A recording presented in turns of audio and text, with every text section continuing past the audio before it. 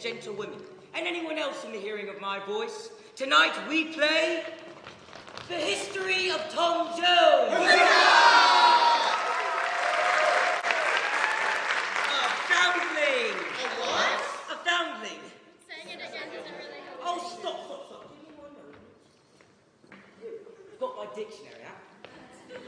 Here we are. Foundling. An infant child that's been found after its unknown parents have abandoned it. Oh, go on, Sue! We got a show to run, come on! Get off the stage! What are you waiting for? Oh, set your minds at rest, good and gentle people, for I am not regularly an actor. Thank heaven for small favours. I am your humble servant, Partridge, schoolmaster, surgeon, and barber. Now, I tell the story of Tom Jones because I know the facts, and I have some small part in it. And I'm told I have the wit to address such a large and distinguished audience such as yourselves. But wit is a necessity in a barber. Now, many people say Tom Jones was born to hang, while others called hanging too good for him. But I say Tom was a paragon of virtue, misunderstood as the good so often are in this wicked world. Well, our story takes place over 200 years ago, when the world was indeed wicked, bawdy, and licentious. In short, a time just like any other. But I am bound to protect innocent, and as you all look here pure in heart, I shall endeavour to launder the more indelicate passages of this history. Tom Jones, the founder, was born, or rather found, in Somersetshire, one of the green counties of England, in the home of Squire Allworthy. And this is the Squire's sister, Miss Bridget Allworthy, a maiden lady of uncertain age who is to be commended for her good qualities rather than her beauty. I thank heaven that I have not the beauty of the ladies of fashion. Beauty leads a woman to misfortune. Have no fear. And this is the Squire himself, returned this very night after an absence of some months. I thank heaven for my safe return from London, where I can truthfully say that they love me as much as they do in the country, for my wisdom, my godliness, and my money. Welcome home, brother. Thank you, sister. The Squire, exhausted, I'm exhausted. retired immediately to his bedchamber, from which he instantly issued a great cry. Yes, believe it. Brother, what's... Yes, which one indeed? It was Jenny Jones, our warrant. Jenny Jones? She was seen walking out the schoolmaster, Mr. Partridge. That's a lie. The whole village knows you've been seeking I us. was only teaching her Latin and Greek. What need has a scullery maid of Greek and Latin? Yeah. A knowledge of the classics improves even the meanest of souls. Bring Jenny Jones to me. It's true that Jenny is a scullery maid, but she has a good, inquiring mind. I'm afraid that she has inquired too far. Good, sir. Oh, yes. Too good by Haskins, if you have say. You are too good, brother. Yes. As for the schoolmaster, have him removed from the school and run out of the county, or I will have him strung up by the thumbs. I was innocent as you all shall see.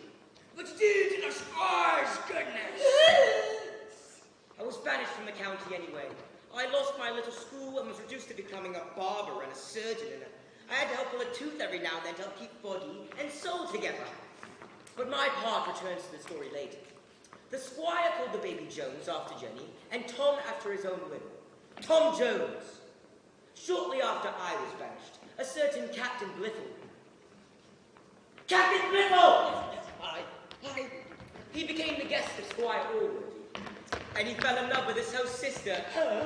He certainly was a gallant captain, as Miss Allworthy was older than he, and, to put it delicately, not the fairest of her sex.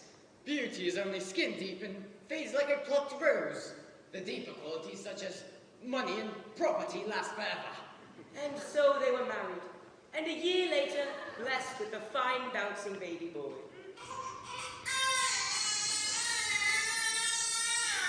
Not long after, tragedy struck the good captain, who died of an epilepsy or an apoplexy, depending on which doctor you ask. What? Goodbye, Captain Little. You may go. Remember, there's no such thing as small parts, only small actors. And so the two boys grew into manhood.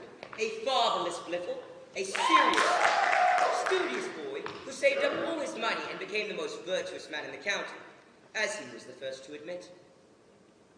Sir Francis Bacon, 1561 to 1626, once said, "Nobility of birth commonly abateth industry." I've proved him wrong. And though the entirely parentless Tom was a cheery fellow, more at home in the woods and fields than with books, who wasted all of his money in buying food for the starving villagers. Oh, I'm a lucky fellow. The whole world is too good to me. Oh, foundling. The good Squire Allworthy engaged 2 gentlemen in the education of his nephew and his ward. The Reverend Mr. Thwackum, a gentleman of great learning and a severe disciplinarian. The world is plagued with sluts and whores who's all bred in hell. And Mr. Square, a philosopher.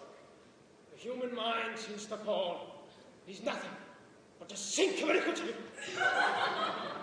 Their contrary teachings did not confuse their pupils, as Mr. Bliffle learned everything and could easily discourse on either side, pleasing both of his tutors. God is love. Yes. Science is all. Quite. Well, Tom listened to neither. Oh. On the next estate to Squire Allworthy lived a Mr. Weston, a gentleman much given to horses, hounds, and hunting. Hello.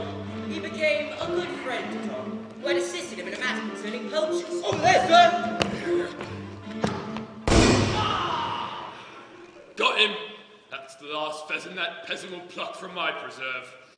Tom was a welcome guest at Weston's table, and Weston often declared, Tom Jones will make a great man, given any encouragement.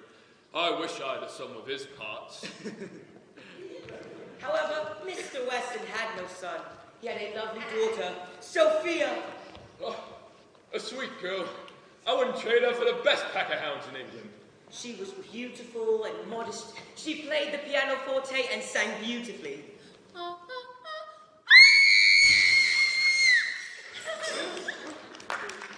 For a girl educated in the country, Sophia's mother was long since dead, and Mr. Weston had the occasional assistance in the rearing of his daughter from his sister, Miss Weston, who, though a Londoner by preference, made frequent visits to the country to instruct her niece in the manners of the world of fashion. I am well versed in all the arts which fine ladies use when they desire to give encouragement or conceal liking. I have instructed my niece in the whole long appendage of smiles, ogles, ooh, glances, and flirtation with a fan.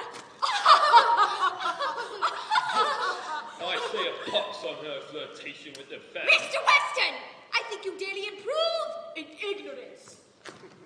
One day, when young Tom joined Mr. Weston and his daughter for a hunt, There she goes, after her.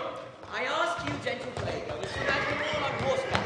If you're willing to imagine the entire Battle of Agincourt for Master Shakespeare, then you can imagine 3 horses for me.